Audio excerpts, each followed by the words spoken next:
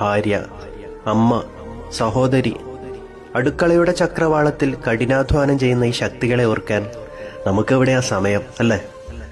നിങ്ങളൊക്കെ എത്ര തവണ ഞാൻ സോപ്പ് തേച്ച് കുളിപ്പിക്കുന്നു എന്ന് അടുക്കളയിലെ പാത്രങ്ങളോട് പരാതി പറയുന്ന ഒരു അമ്മയുടെ വാക്കുകൾ എത്രയോ വീടുകളിലെ നിത്യ കാഴ്ചയാണ്.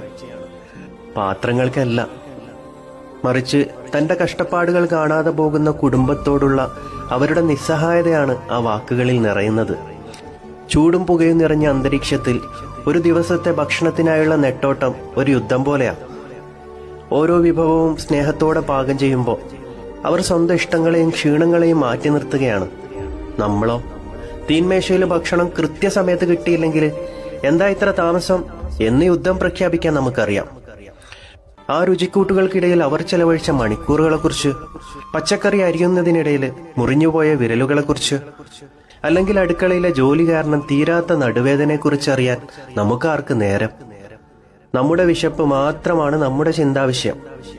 അടുക്കള ഒരു യുദ്ധക്കളമാകുമ്പോൾ അവിടുത്തെ ജോലിക്ക് ഒരു ദിവസത്തെ അവധി പോലുമില്ല. ഞായറാഴ്ചകളിലും ആഘോഷങ്ങളിലും എല്ലാവരും എല്ലാം മറന്ന് സന്തോഷിക്കുമ്പോൾ അവർ അപ്പോഴും സ്റ്റൗവിന് മുമ്പിൽ വിയർക്കുന്നുണ്ടാവും.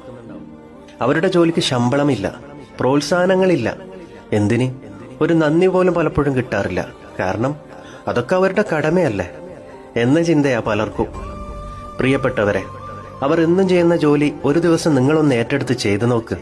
പാത്രം കഴുകി, തറ തുടച്ച്, ഭക്ഷണം പാകം ചെയ്ത്, വീട് അടുക്കിപ്പെറുക്കി ഒടുവിൽ ക്ഷീണിച്ച് വീഴുമ്പോൾ നിങ്ങൾക്ക് മനസ്സിലാവും അവർ നമ്മെ എത്രമാത്രം സ്നേഹിക്കുന്നുണ്ടെന്ന്. നമ്മുടെ ജീവിതത്തിൽ വെളിച്ചം നിറക്കുന്ന ഈ അടുക്കളയിലെ നായികമാരെ നാം അറിയാതെ പോകരുത്. ഒരു നല്ല വാക്ക്, ഒരു ചെറിയ ആശ്വാസം, അത് മതി അവർക്ക് മുമ്പോട്ട് പോവാൻ. അമ്മമാരെയും ഭാര്യമാരെയും സഹോദരിമാരെയും വെറും വീട്ടുജോലിക്കാരെന്ന നിലയിൽ കാണാതെ നമ്മുടെ കുടുംബത്തിന്റെ ഹൃദയവും ശക്തിയുമായി കാണുക.